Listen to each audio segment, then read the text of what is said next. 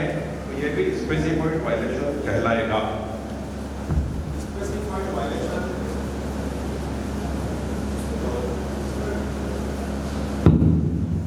Specified violation आपने यदि कर दिया है तो धारा 115 टीडी लागू हो जाएगी।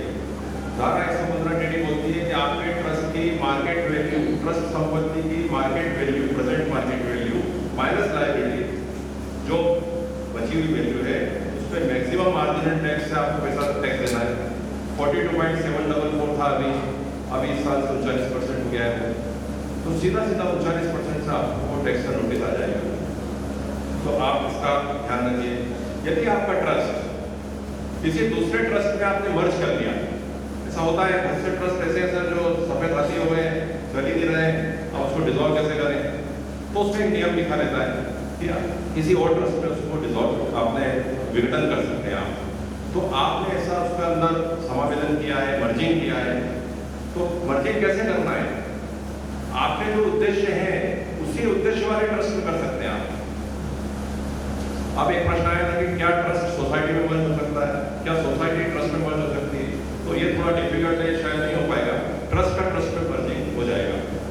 तो उस मर्जिंग के बाद आपको जो मर्जिंग के बाद आपकी जो प्रॉपर्टी है, असेट्स है इस ट्रस्ट की, चूंकि आपने दूसरे ट्रस्ट में मर्ज कर दी है, तो मर्जिंग रिजोल्यूशन पास करने के 1 साल के भीतर इस ट्रस्ट की समस्त संपत्तियां आपको दूसरे ट्रस्ट में स्थानांतरित करना पड़ेगी। ये इन नियमों का पालन नहीं करने पर धारा 115 टीडी लग जाएगी। अब 30% की दर से कब कब टैक्स लग सकता है? शॉर्ट में अपनी बात समाप्त करूंगा। देखिए, जो ट्रस्ट है मैंने आपको बताया कि 100 रुपये में से 15 रुपये माफ, 40 रुपये खर्च कर दो, नहीं मिले तो एक्यूमुलेट कर लो, टोटल माफ। परंतु यदि आपने 15% से अधिक आपने छूट ले ली है और एक्यूमुलेट नहीं किया, जैसे 25 रुपये उदाहरण का बताया था कि एक्यूमुलेट नहीं किया, तो उस 25 रुपये में 30% टैक्स आपको देना है।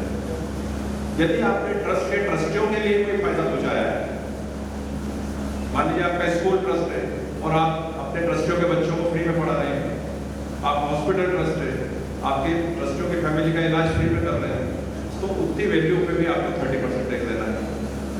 इसी प्रकार से आपने अपने ट्रस्ट के संपत्ति, जो आपकी फंड्स है, आपके ट्रस्ट के फंड्स, उन फंड्स का इन्वेस्टमेंट यदि आपने 11/5 में दिए गए इन्वेस्टमेंट में नहीं किया और कहीं इन्वेस्ट कर दिया, कैसे इन्वेस्ट कर दिया? हो सकता है जब ट्रस्ट का एक व्यापार चल रहा हो, प्रेसिडेंट साहब का, उन्होंने कहा इधर ही उधार दे दे तो 5 लाख, तो अपने किसी ट्रस्टी को आपने उधार दे दिया हो, तो 11/5 में तो लिखा नहीं है, तो 11/5 का वायलेशन हो गया। ऐसे आपने जो भी पैसे इधर उधर इन्वेस्ट किए हैं, उस इन्वेस्टमेंट पे जो ब्याज है, उस ब्याज पे भी आपको 30% की दर से टैक्स देना होगा। तो बहुत स्पष्ट कानून है जी सर, समाप्त करो। स्पष्ट कानून है कि आपको 30% कब लगेगा? एक तो चैरिटेबल ट्रस्ट के गुप्तदान में लगेगा, एक जो मैंने 3 बातें बताई तब 30% लगेगा, एक आपका ये वायलेशन करे आपने तो आपको धारा 115 टीडी में 39% से लगेगा। बाकी सब परिस्थितियों में आपको जो एक इंडिविजुअल को लगता है, आपको जैसे आप इनकम टैक्स रिटर्न भरते हैं तो उसमें जो टैक्स की दरें हैं, बाकी वो इनकम है ट्रस्ट की, उस पर नॉर्मल इनकम टैक्स लगेगा।